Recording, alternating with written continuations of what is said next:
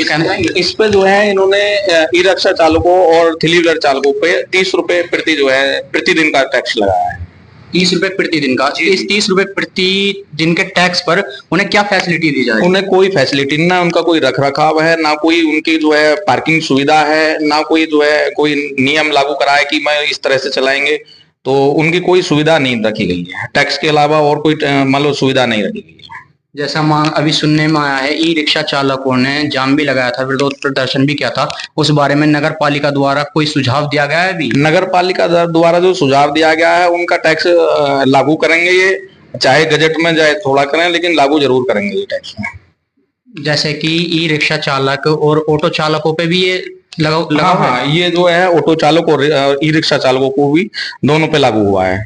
अब जो गढ़मुक्तेश्वर के खास ई रिक्शा चालक हैं या और आसपास के गांवों के ई रिक्शा चालक हैं, उन पर भी लागू है या सिर्फ गढ़मुक्तेश्वर? जो नगर पालिका क्षेत्र में चलेंगे ई रिक्शा चालक हो या जो है थ्री व्हीलर चालक हो, टेम्पो चालक हो, सभी पे लागू होगा। जैसा सर हम भी जानते हैं, आप भी जानते हैं, हमारे क्षेत्र में गढ़मुक्तेश्वर में सड़कों का इतना बुरा हाल है कि ई रिक्शा चालकों को ज्यादातर नुकसान होता रहता है, थ्री व्हीलरों का ज्यादातर नुकसान होता है, आए दिन पलटने का रहता है। इस बारे में भी आप कुछ कहना चाहेंगे? हाँ, इस बारे में मैं कहना चाहूंगा, सड़कों पर कोई विशेष सरकार का या नगर पालिका का कोई ध्यान नहीं है। बाकी टैक्स लगाने पे उस मान लो ध्यान ज्यादा है। और ई रिक्शा चालक आज तक जो है मान लो ज्यादातर 500, 600, 400 रुपए कमाते हैं, जो अपने मजदूरी लायक जो मान लो घर लायक खर्चा नहीं चला पाते। सही बात तो ये है, जो जिनका खर्चा पूरी तरह से नहीं चल पाता, लेकिन उस पर अनावश्यक भार जो है और लगाने की तैयारी है नगर पालिका की। सर हमने अब से पहले एक रिपोर्ट तैयार करी थी, हमने भी जानकारी हासिल करी थी। हमने गढ़मुक्तेश्वर में नहीं, अलग अलग क्षेत्रों में भी ये जानकारी हासिल करी है। जितने हमारे क्षेत्र में ई रिक्शा चालक हैं या थ्री व्हीलर हैं, उनके ज्यादातर EMI पे निकले हुए हैं।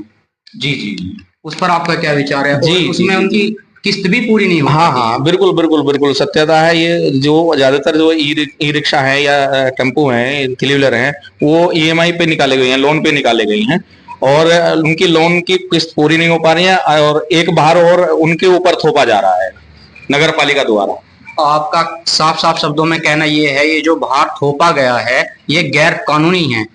हाँ, ये अनावश्यक है।